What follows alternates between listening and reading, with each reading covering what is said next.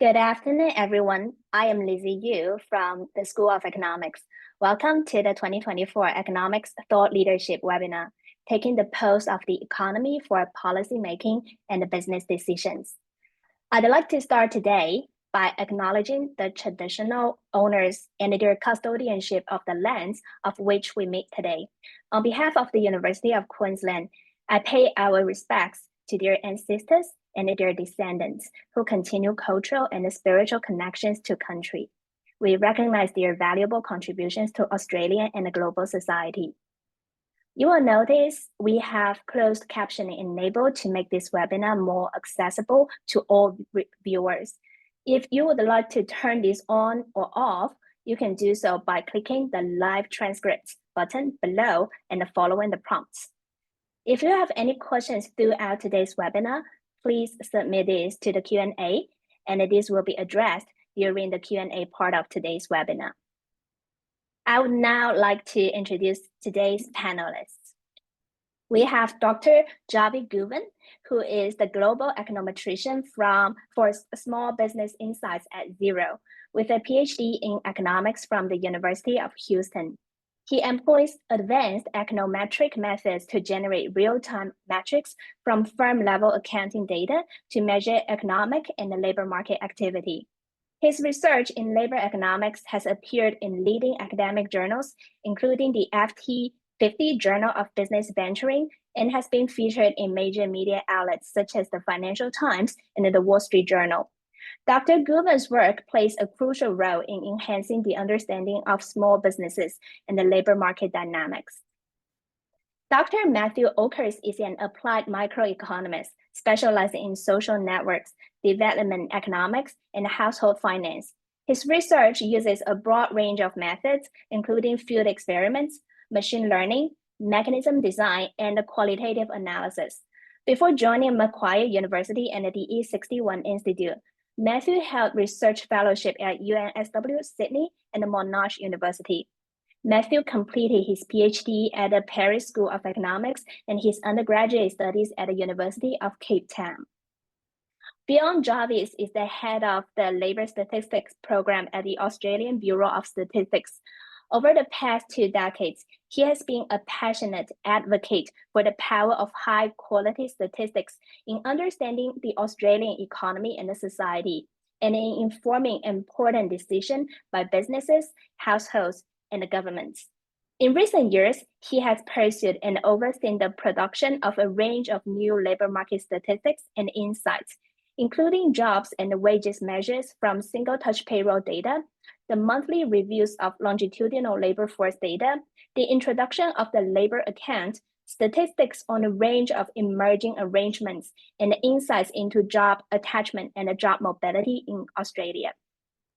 I would now like to welcome our first speaker, Dr. Cahit Guven.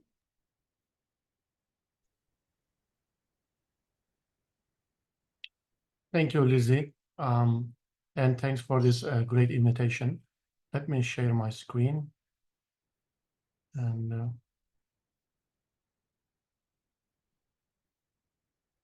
again, I would like to thank the organizers for this perfectly timed panel on timely data. I was recently watching a Netflix documentary on what's next, the future will be Gates. And very actually said, we always overestimate what is going to happen in the next 2 years and underestimate what is going to happen in 10 years. And this actually taught me that probably, timely data lets us to see changes as early indications, what's going to happen in the next 2 years, and help us to reduce this bias. Within this, end, what happened was Xero Small Business Insights Program launched in 2017 for the first time in Australia. And to actually fill a gap in small business data across the market, but also to help the small businesses, their financial advisors, as well as the policymakers with timely and accurate information about the state of small businesses.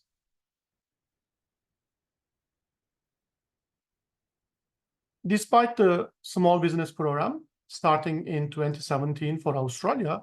Later, it was extended to 5 countries. So at the moment, the small business program operates in Australia, New Zealand, United Kingdom, US, and Canada. And the metrics are calculated from actual customer data, meaning that they are not calculated from a survey and they are not self-reported. This is actual customer level data. Today, our data set covers about 600,000 small businesses across 5 countries.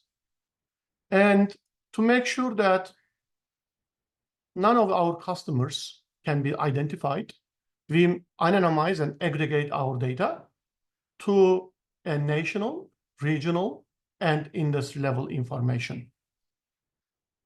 And the data is available as a monthly frequency, starting from January 2017 to present. Data on regions and industries depend on the sample sizes in each respective countries. For instance, if you actually look at Australia, we provide data on 7 states and 17 industries. These industries that we provide on are Australian and New Zealand standard industry classification, 1-digit level. And in each state or region in these countries, generally represent the highest geographical classification. For instance, this can be provinces in Canada, or this can be states in Australia. And also, we use sample weights in our metrics to make sure that our data do not simply represent 0 customers, but is a good representation of the entire small business economy in each respective countries. Next, I would like to briefly talk about the Xero Small Business Insights data and the metrics. XSBI data metrics, we have the core metrics and supplementary metrics. Our core metrics provide information on 2 different areas: economic activity and labor market activity. So economic activity is measured by sales, time to be paid, and late payments information. And labor market activity is measured through jobs, wages, and the supplementary information on job creators and downsizers. Sales, jobs, wages are provided as year-on-year growth rates, and they are in nominal values, while time to be paid and late payments are available in levels, and they are seasonally adjusted. Job creators and downsizers are the percentage of small businesses which decrease or increase their jobs in this month with respect to the same month last year. Our metrics, the basic idea behind the metrics is to measure the performance of small businesses. However, in real-time data, there can be some late reporting as well. So in our metrics, we also adjust for such late reporting, especially coming from invoices. Also, we actively engage in conversations with our external stakeholders, especially to decide about new metrics and insights in the future. Also, I would like to note that the jobs and wages data, the labor market information, currently are not available for Canada and the US. And also the industry information for these countries are not available either. Next, I would like to share the newly designed XSBI website and walk you through how to access the spreadsheets and the latest insights. I first would like to note that our data is published 4 times a year with the latest update on the last Thursday of a month. For instance, the data up to September quarter was indeed just published last week on 31 October for 5 countries. And here, I just would like to go back and Xero Small Business Insight webpage. This is the homepage, which first goes through the approach and the methods that we employ to create our metrics. So for each of these metrics, our viewers can, go into these metrics and learn about how these metrics are actually calculated. And it also provides the latest analysis across 5 countries. And also there is a small business research hub on our webpage, which you can actually go through special reports, commentary, and research. And especially the most recent research that we have done, where we measure small business labor productivity. If you would like to go through individual countries, what you can do is, for instance, you can click into one of these countries. And for instance, let's say we go through Australia. It first provides the aggregate numbers for the 3 months to September, the latest months, on sales, jobs, wages, and other metrics. Then it actually provides also our commentary and with individual graphs and also detailed analysis. If you would like to download this whole analysis as one PDF, here you can download the latest report as PDF. And also you can download the all of the global data across 5 countries, national, regional, and industry level data as a spreadsheet, using a zip folder here. So which is basically freely available, each time the data is updated. So I would like to go back to my screen. SBI data has been actually used, and it has been having a huge policy impact across all of the markets that we are operating in. As I have indicated, some of the examples of the Office for National Statistics are currently publishing the sales and jobs data from XSBI, and they update as soon as we update the data. The small business commissioners in respective UK, Australia, they actually use our data to also provide information on state of small businesses. International agencies, the United Nations and European Union also make use of our data. The government agencies, such as the Department for Business and Trade, Ministry of Business, Innovation and Employment in New Zealand, they actually make use of our data. Our data is also used a lot for small business research, for instance, most recently by the Reserve Bank of Australia. And our data is very useful for the lawmakers to actually see what is going on in the small business economy.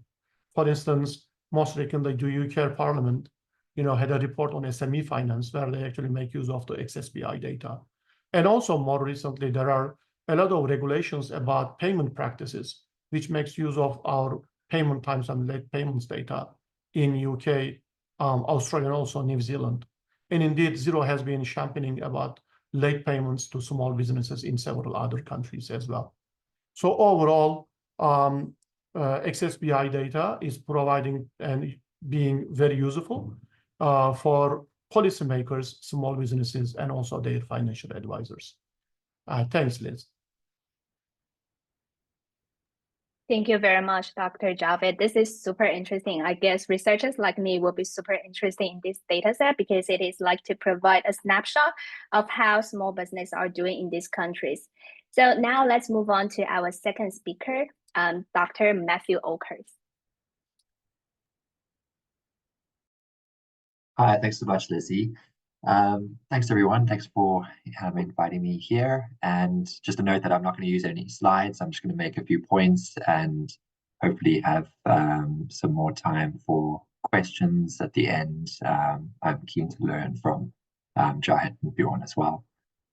Just on where I'm based, I'm a senior research fellow at Macquarie University based at the E61 Institute. And if you haven't heard about the E61 Institute before, we're a non-partisan research institute that focuses on improving policy making in Australia.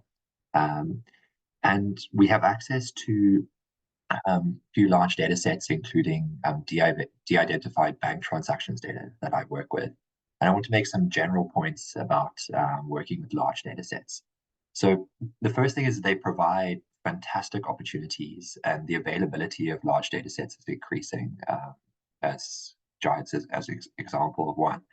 And the entry cost to analyze these data sets is lowering as well. I'll give an example from my work in the data set that I'm using, I need to use SQL to analyze the data, and I'm not a SQL expert, but with the help of AI tools like ChatGPT and Claude, I can it can help me supplement my knowledge of SQL.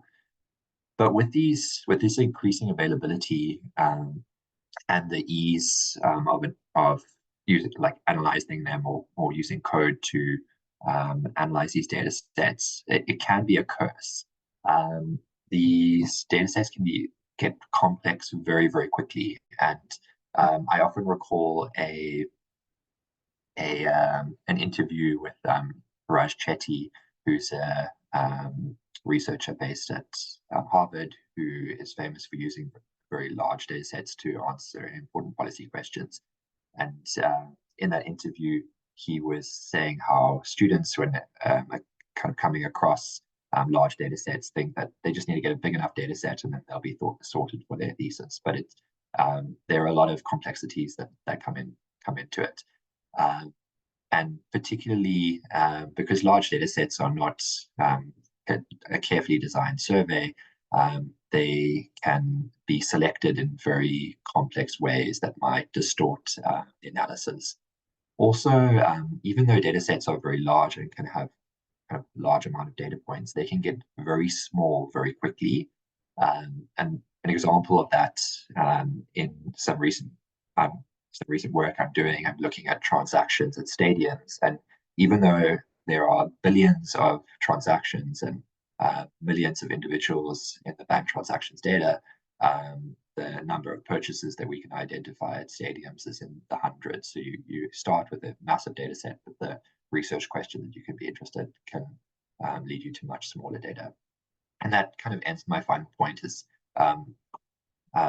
what is the role of economists, particularly? I come from an economics background, and I believe my two co-panelists do too.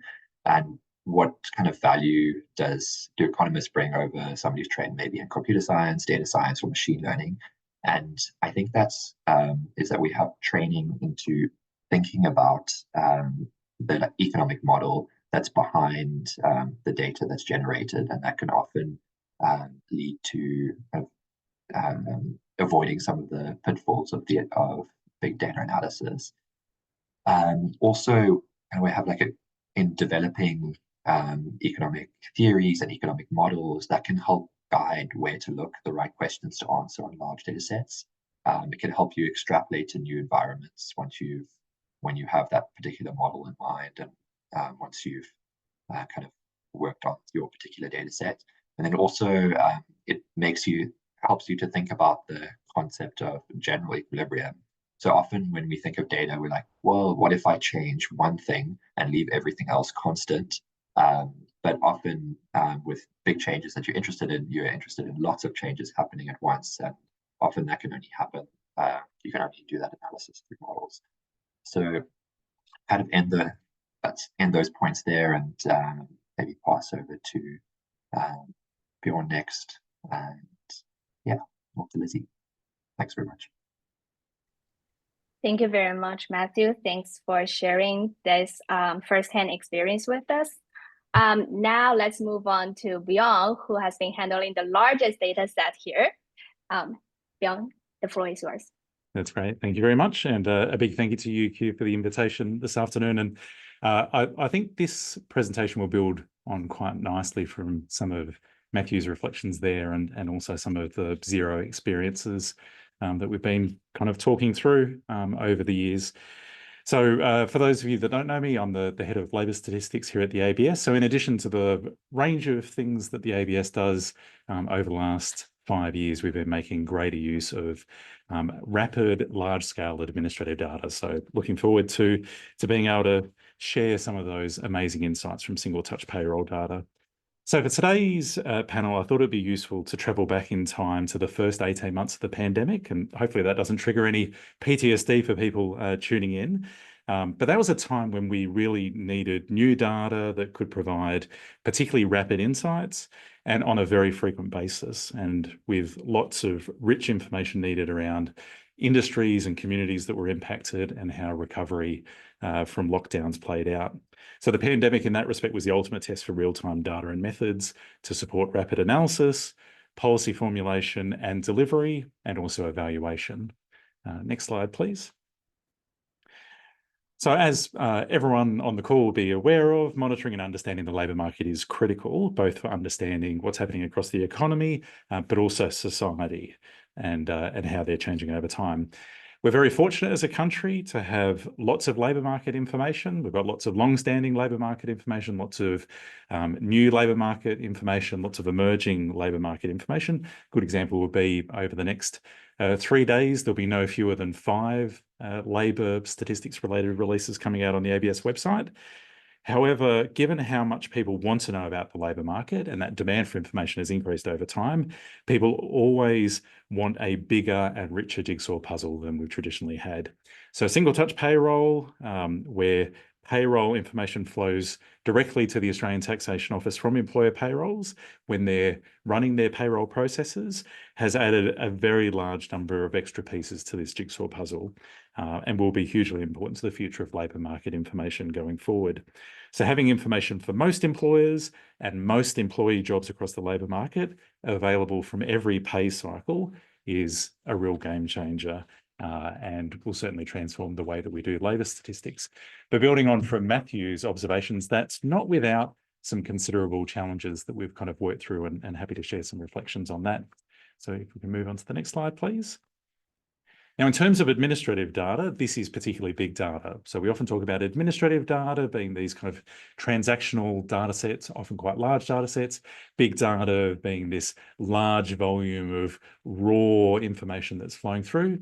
Like the Xero data set, this is a very large transaction data set that truly lives up to the moniker of big data. So a huge volume with a huge velocity. It comes through very quickly and very regularly.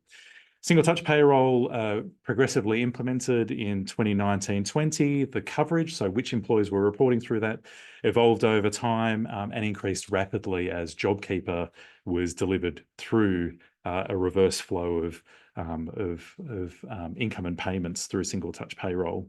So producing statistics from this new and evolving data was very much for the ABS and working in conjunction with the Australian Taxation Office, very much like building a car while you're driving down the highway or flying a plane while you're in the air.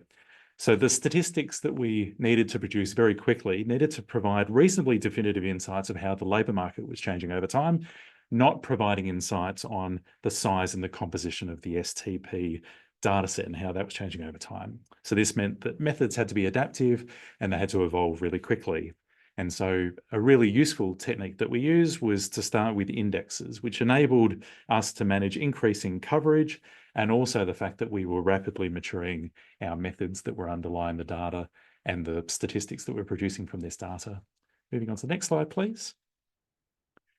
Okay, but as Australia's national statistical organisation with a high set of expectations about the quality and definitive nature of what we produce, being a source for official statistics, we needed to be able to quickly work through some education and communication challenges around this data, and some of those have been picked up in the last 2 sessions as well. So what's this new data? How do we understand this new data?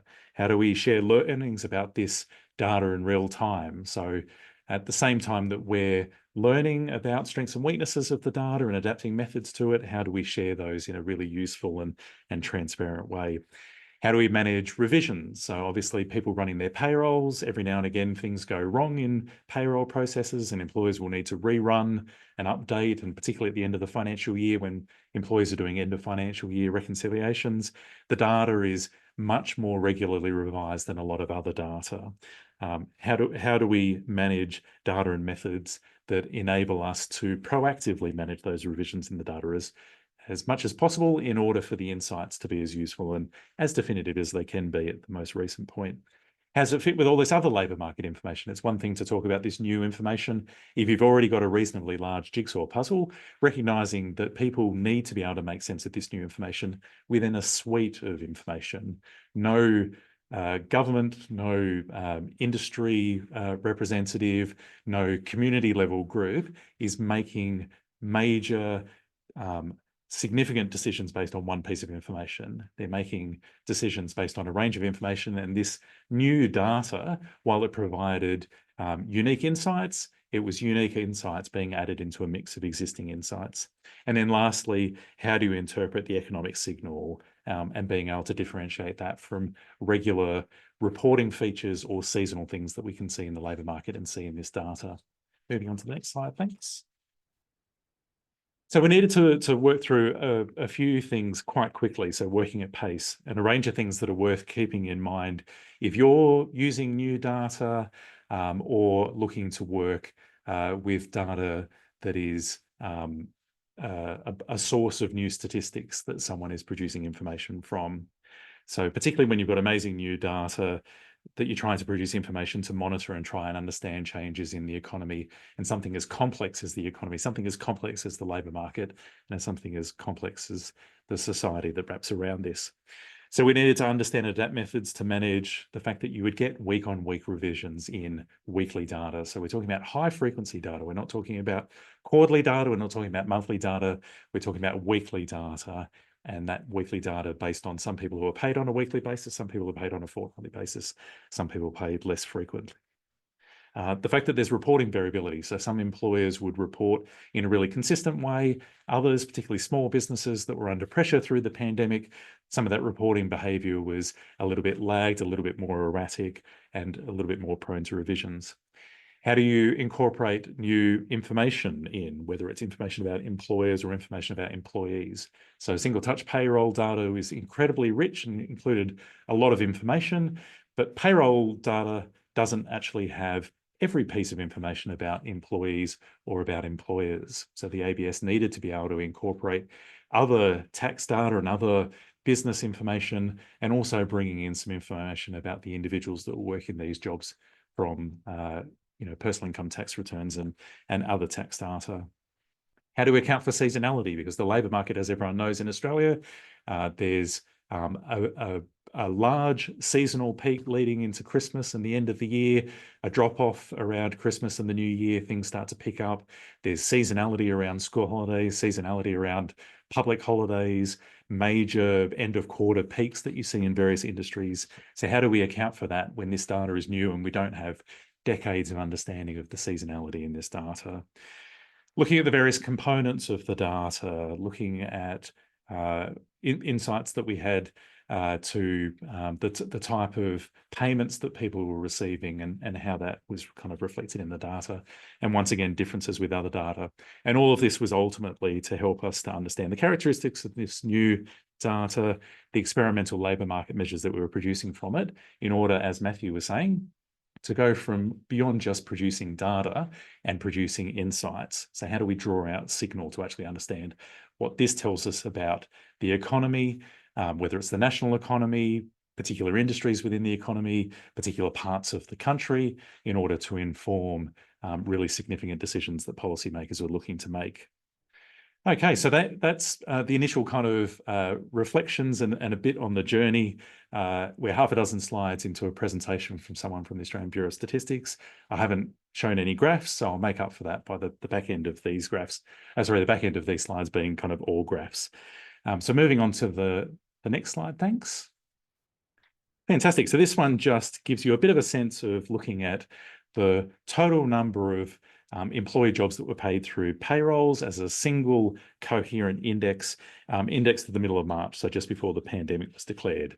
So like I said before, you can see early on in the series that seasonal rise in payroll jobs at the start of the year. So that's a regular kind of seasonal feature of the data.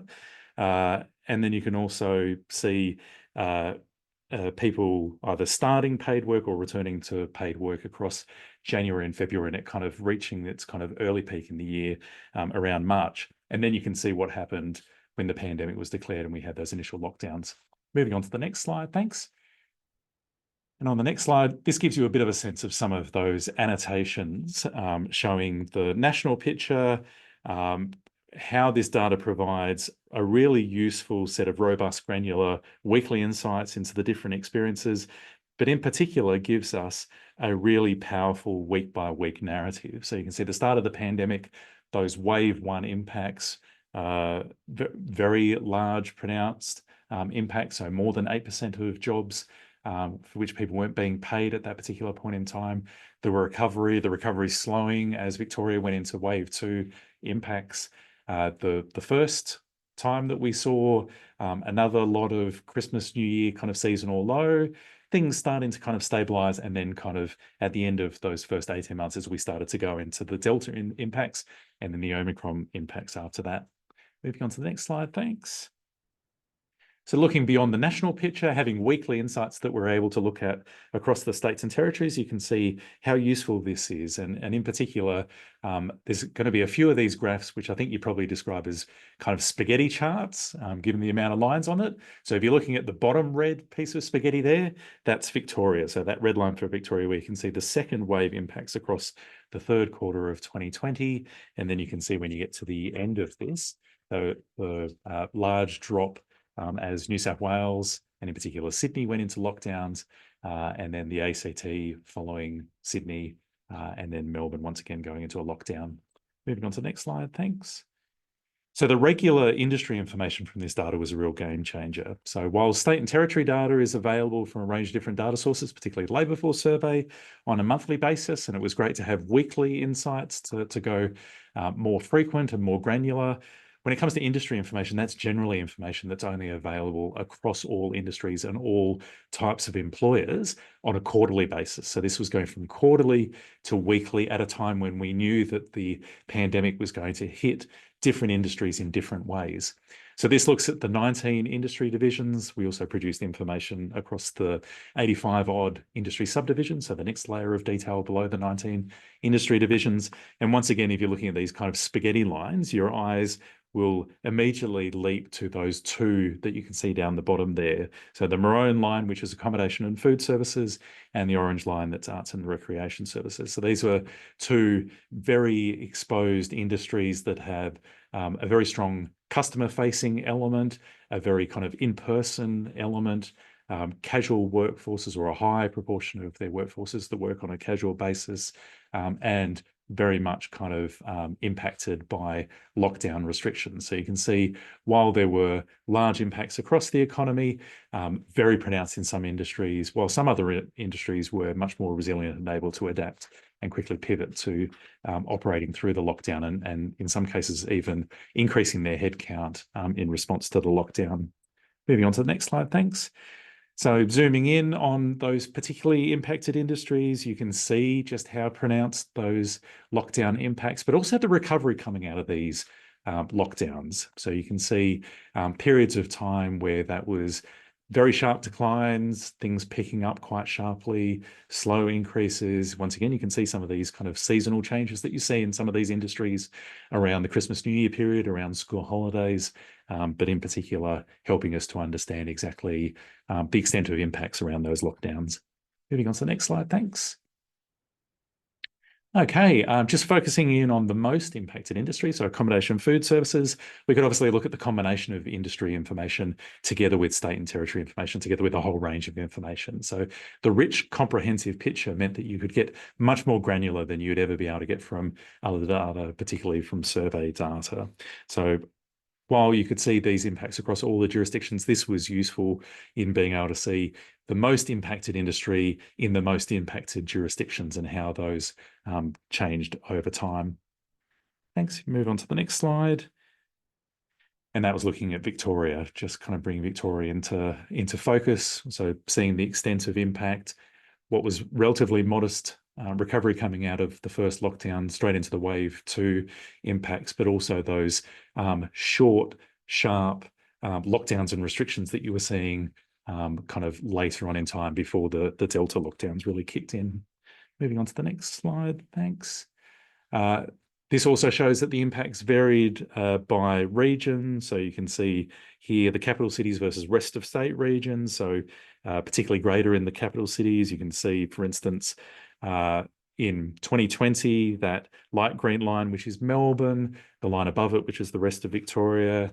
At the end, you can see that dark blue line of Sydney going into the Delta lockdown. And then moving on from that view onto the next slide, going beyond capital city and rest of state, we could also look at statistical area level 4. So that chunks up the country into about 90 regions. So you could see this is looking at the Delta lockdowns in New South Wales. So you can see the Sydney regions, some of those initial impacts in the eastern and southern suburbs of Sydney in those particular regions, and then how it played out to a much greater impact extent across the western suburbs. And this is borne out on the next slide that focuses in on a more granular level. So statistical area level 3s, there's about 330, 340 or so of these regions. So this provided an even more granular view where you can see of those western suburb parts of Sydney, just how more pronounced those impacts were for Fairfield, for Bankstown, and for Canterbury. So this provided not only a way of looking at what was happening across the country, the states and territories, the industries, but also being able to understand how economic impacts were playing out at a community level based on where people were living and looking at the impacts on local labour market. So in that respect, incredibly powerful, more granular insights across a whole range of elements above what we are able to see in any of the other information that we have available to us. And with that, I might pause so that we've got plenty of time for a Q&A. More information, there's a URL on the ABS website, and look forward to the discussion. Thank you.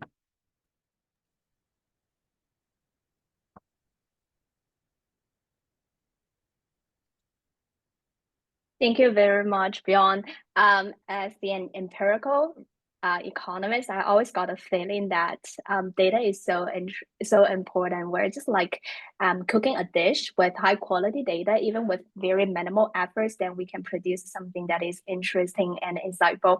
So thank you for your efforts and the vision to produce this to generate this very high quality data to researchers, analysts, and the general audience. So I am assuming that the graphs that you produced earlier, we can just access the data, right? It is public to everyone. It's all publicly available on the ABS website. That's right. Thank you. That is very interesting. Okay, so I guess we have some potential users for Xero.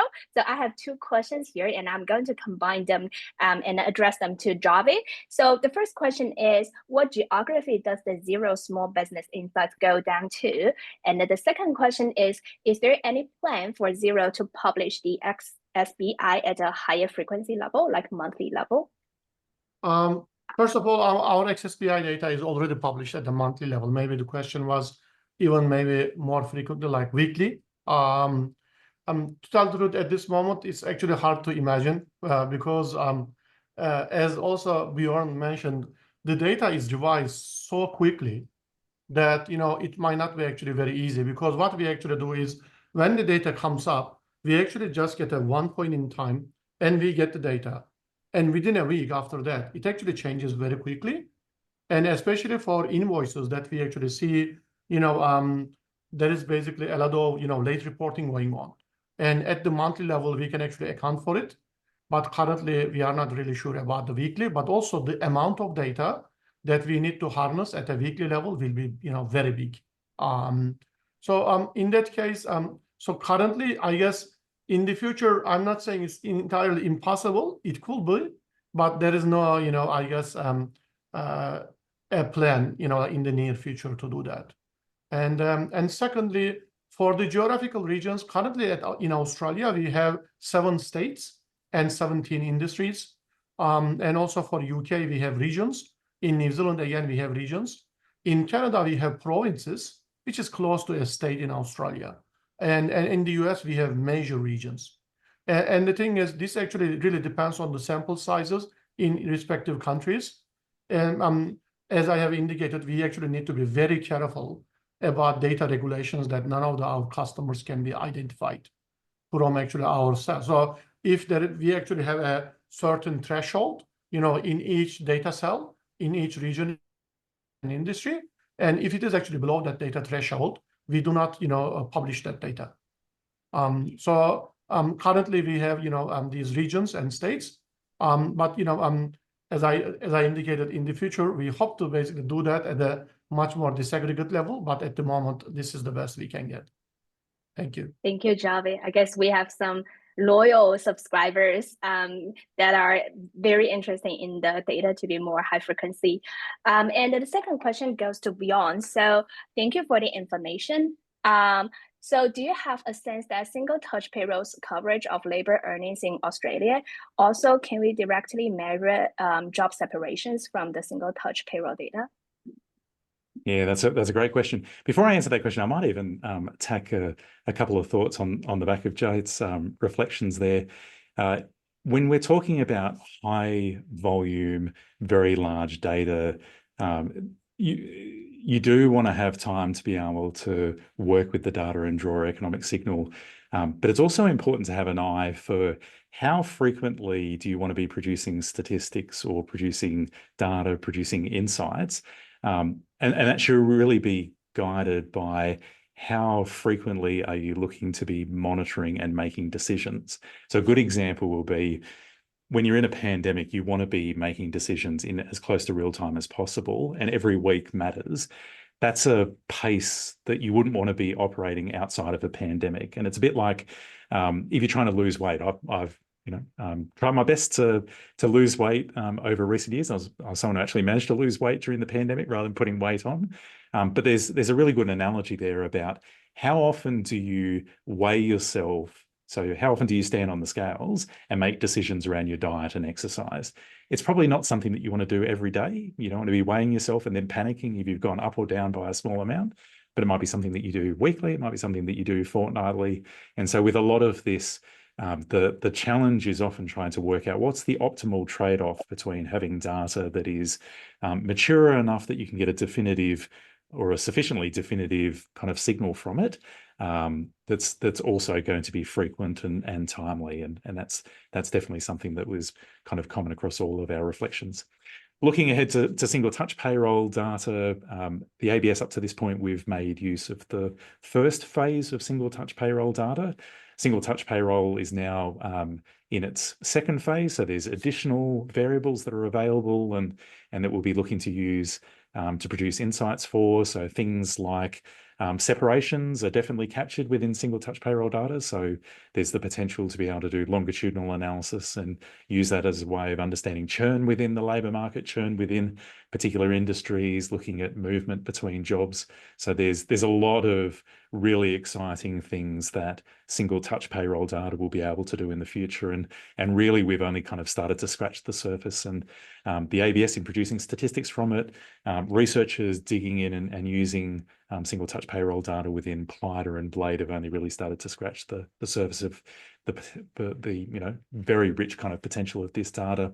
Now, in terms of its coverage of earnings, it does provide really good coverage. So most employers are covered by, so most employers who are employing employees, so most of those employee jobs are captured by single touch payroll, and most of what they earn is captured by single touch payroll. So actually in a few weeks' time, we'll be releasing our next iteration of an experimental monthly employee earnings series that we're producing from single touch payroll data. Eventually, that will be something that feeds into the national accounts.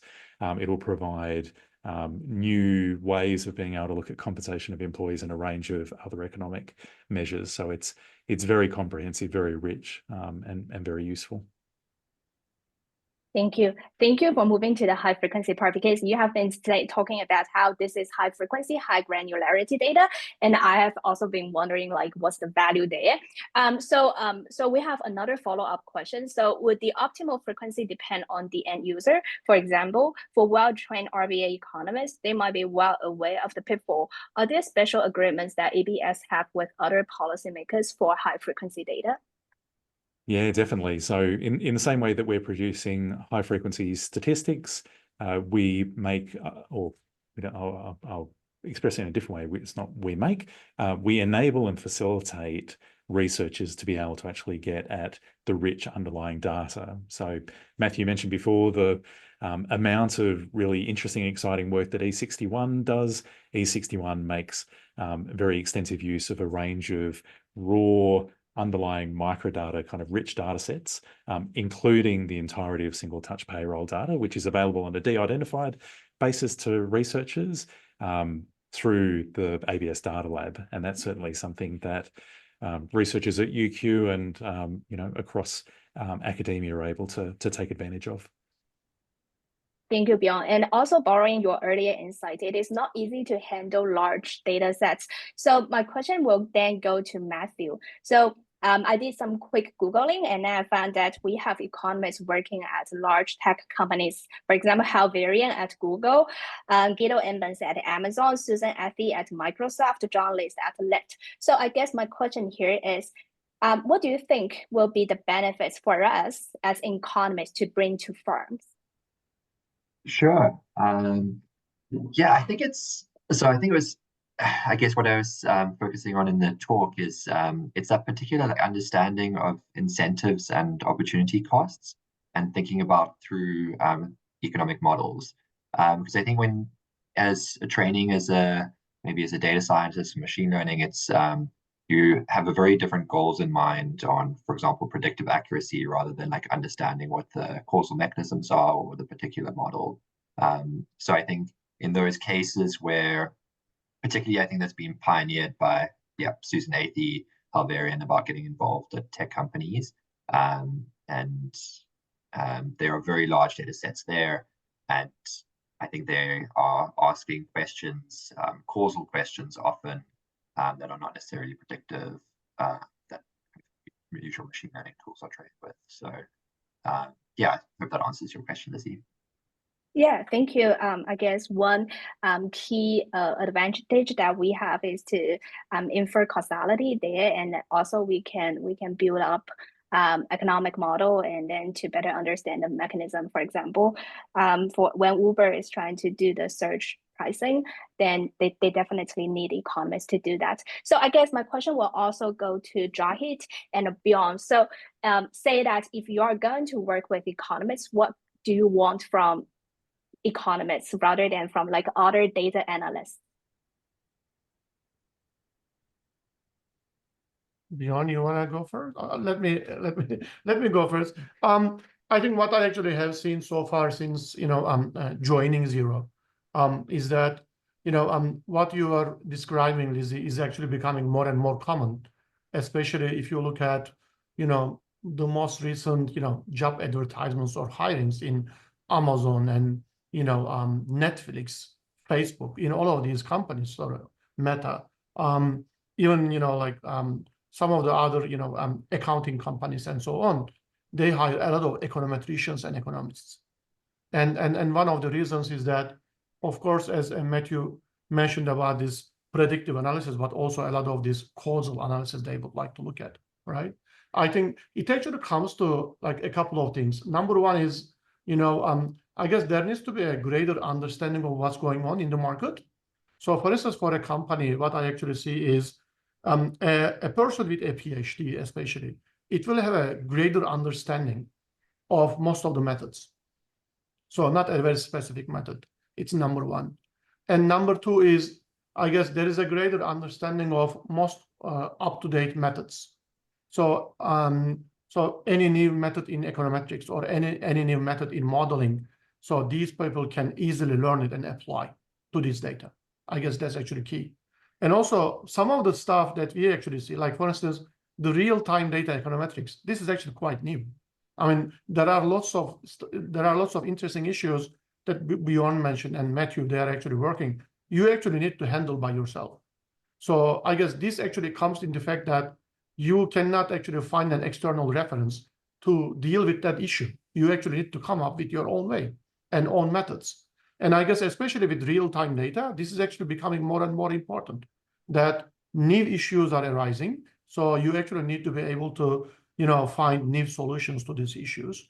And also, I think for an economist, they also need to be really in touch with what's going on in the real world. So I mean, they need to be getting this idea about, okay, here is basically what most people are interested in academics, also in other areas of life, like in policymakers, in OECD, World Bank, and so on. And they need to be able to getting those insights into the companies as well. I might also kind of jump on the back of that. So I think there's probably two things that'd be great to see. The the community of economists across Australia. I think the point about understanding methods and recognizing the fact that there is enormous opportunities from new data, but unlike traditional curated data sources, they generally mean that you will need to become a little bit more familiar with methods in order to extract the value. But going beyond that, if you think about these kind of hierarchical models where you go from, data to statistics to information to insights, there's a real role for economists, particularly in a space where there is so much information, to be able to distill that down and draw insights. It's been really great seeing additional data and people not just cherry picking and saying, oh, this new data is here and it tells me this, so this must be right and that's wrong, to actually see, well, actually, these data sets all have different strengths and weaknesses. They provide a complementary view, and actually, in aggregate, these economic signals taken together actually tell us this. And I think there's a real role for economists to be doing more, and there's a real imperative as more data becomes available to be able to draw those insights rather than single data source analysis like we would have traditionally seen in kind of decades gone by. Thank you. I guess we just really appreciate your efforts to produce this very high quality data. So I have last two questions that will go to you, Bjorn. So the first question is, data are often more useful when combined. Are there any plan for ABS to combine STP with other admin data, like, for example, from Centrelink, and any challenges with those efforts, if any? Yeah. I can definitely jump in there. So the good news is, yes, it's already integrated within. So the asset's called PLIDA, PLIDA, which stands for the Person-Linked Integrated Data Asset. So yes, all those data sets are actually linked together and accessible through the ABS Data Lab. Now, building on that, one thing that we're looking at the moment is also linking in additional data sources, including doing some early work around linking labour force data together with single touch payroll data. So going to the next question there that was looking at productivity calculations, there's not currently hours information available from single touch payroll. Now, partly that reflects hours information other than for people that are paid on an hourly basis, like casual employees. Payroll systems don't tend to capture a lot of hours information. So you can make some inferences looking at what's in single touch payroll data. You can use it in conjunction with some of the hours information that we have in survey data, whether it's the labour force survey or the 2 yearly survey of employee earnings and hours.